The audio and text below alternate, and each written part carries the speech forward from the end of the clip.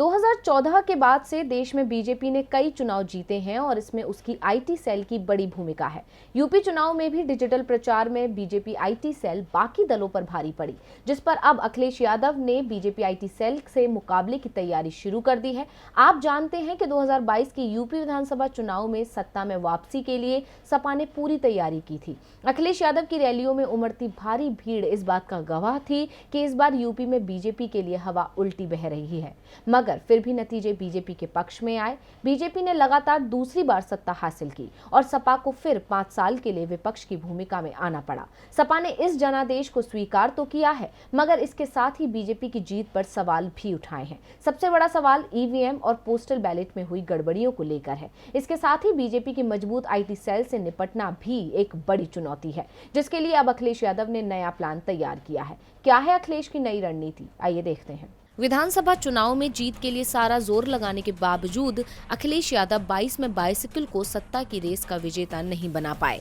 उनकी इस हार में बीजेपी आईटी सेल से मुकाबला न कर पाना भी शामिल था। लेकिन अब इस हार से सबक लेते हुए सपा अध्यक्ष अखिलेश यादव ने कहा कि सभी कार्यकर्ताओं को भाजपा की आईटी सेल से सतर्क रहने की जरूरत है। सपा कार्यकर्ताओं को किसी भी तरह की बात या विचार करना हो तो इसके लिए अखिलेश ने कहा कि कार्यकर्ता सीधे उनसे संपर्क करें। उन्होंने कहा कि विधानसभा चुनाव परिणाम संबंधी कोई भी सुझाव सीधे उनके ईमेल आईडी yadavakhilesh@gmail.com पर भेजा जाए। इसके साथ ही अखिलेश ने कार्यकर्ताओं को हिदायत दी है कि वो अपनी भाषा को संयमित रखें और किसी भी तरह की अफवाह में ना फंसें।